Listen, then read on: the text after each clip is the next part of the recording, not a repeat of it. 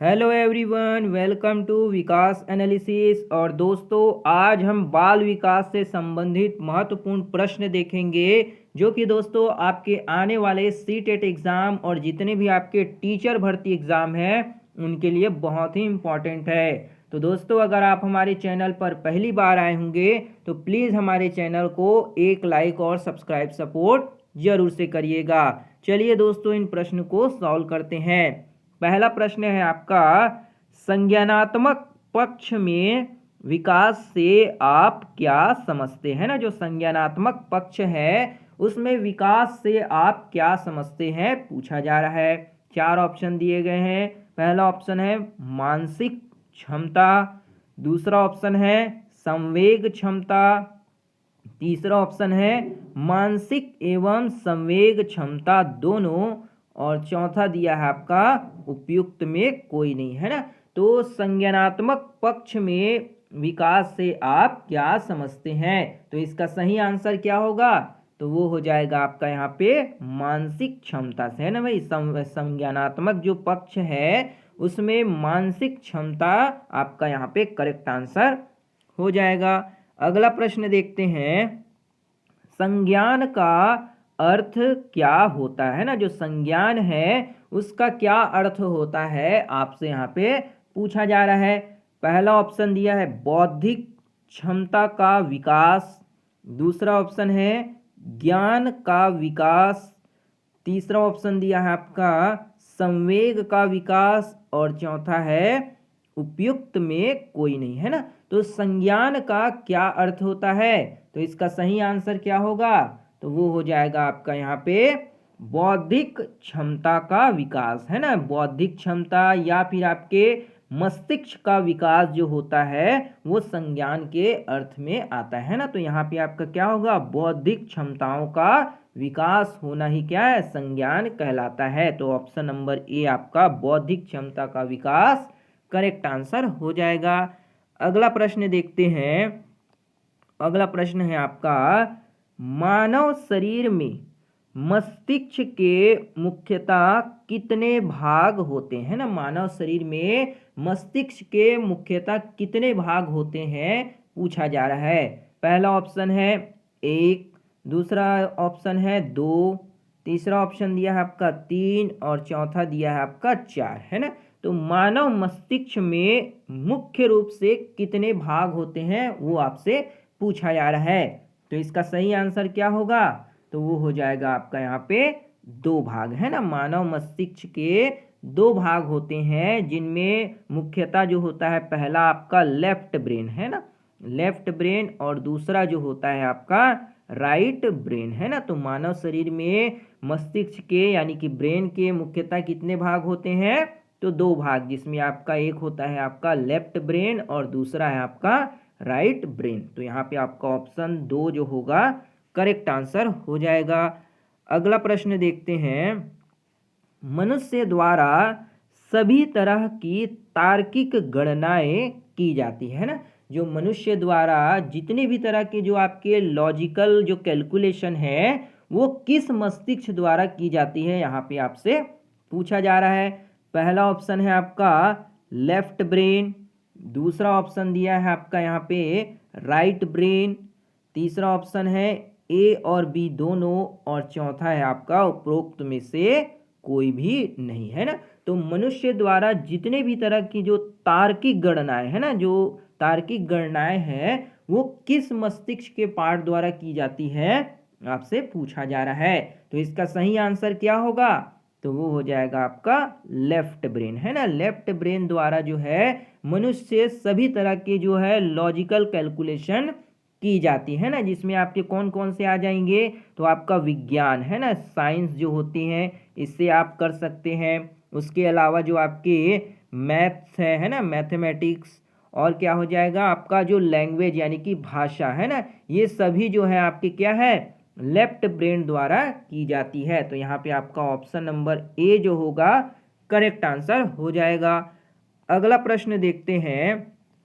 अगला प्रश्न है आपका, मनुष्य द्वारा सभी प्रकार की क्रिएटिव क्षमता विकसित होती है ना। मनुष्य द्वारा जो है जितने भी क्रिएटिव आइडियाज होते हैं ना, वो कौन से ब्रेन में विकसित होती है, वो आपसे पूछा जा रहा है।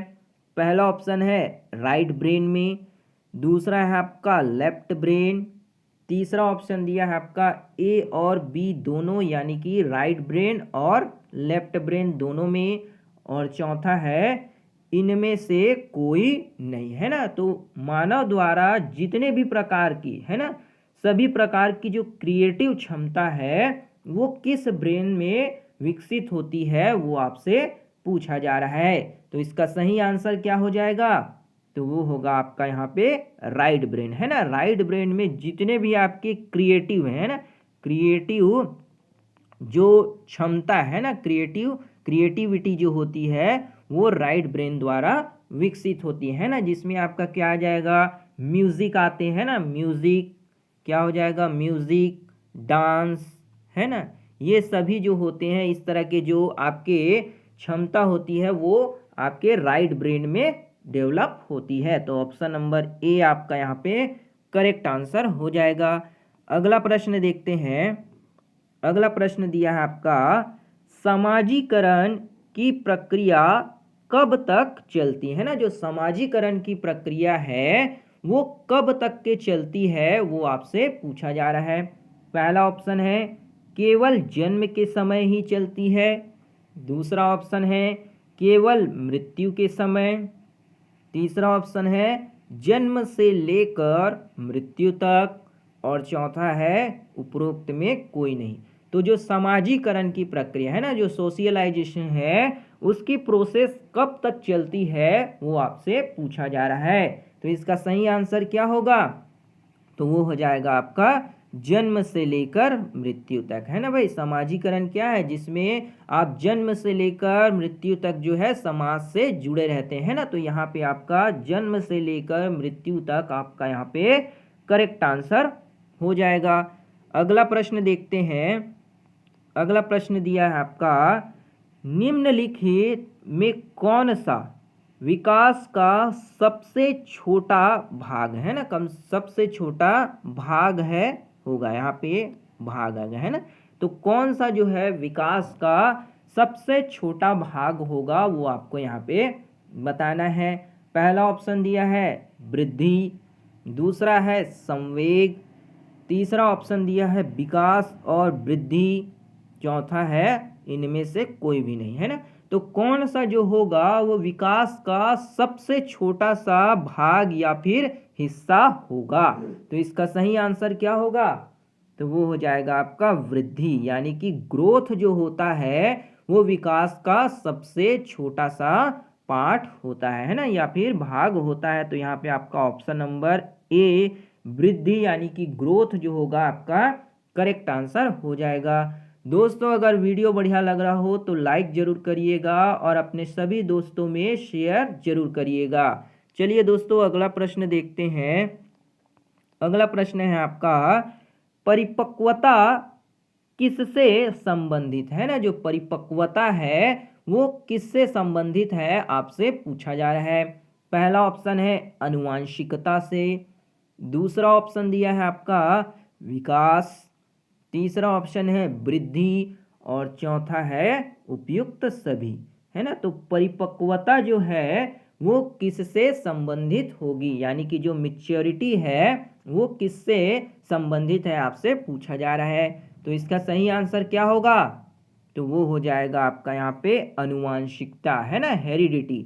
तो परिपक्वता जो शब्द है वो हेरिडिटी आनुवांशिकता से संबंधित है। तो आपका ऑप्शन नंबर ए आनुवांशिकता जो होगा आपका यहाँ पे सही आंसर हो जाएगा। अगला प्रश्न देखते हैं।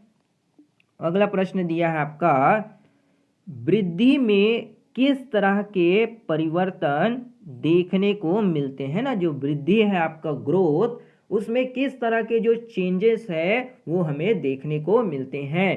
पहला ऑप्शन है गुणात्मक परिवर्तन, दूसरा है मात्रात्मक परिवर्तन, तीसरा ऑप्शन दिया है गुणात्मक और मात्रात्मक परिवर्तन, चौथा दिया है आपका उपरोक्त में कोई भी नहीं, है ना। तो वृद्धि यानी कि ग्रोथ में किस तरह के जो है चेंजेस हमें देखने को मिलते हैं। तो इसका सही आंसर क्या होगा?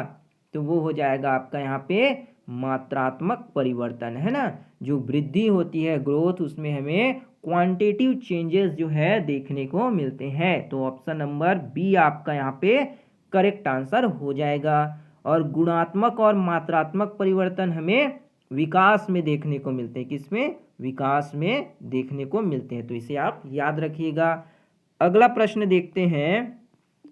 अगला प्रश्न दिया है, निम्नलिखित में कौन सी प्रक्रिया एक समय के बाद रुक जाती है ना। कौन सा प्रोसेस है जो एक निश्चित समय के बाद जो है क्या है, रुक जाती है।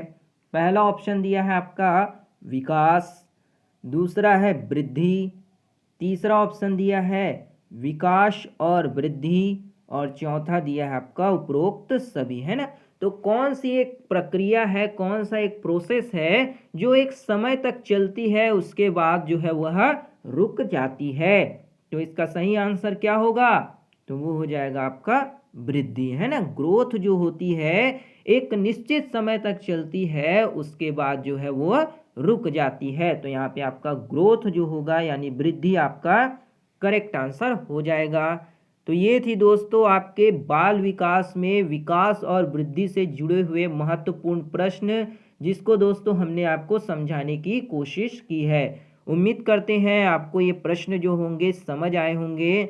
अगर वीडियो बढ़िया लगा हो दोस्तों तो लाइक ज़रूर करिएगा, शेयर सपोर्ट सब्सक्राइब भी ज़रूर से करिएगा। मिलते हैं अगली वीडियो में, तब तक के लिए जय हिंद, वंदे मातरम।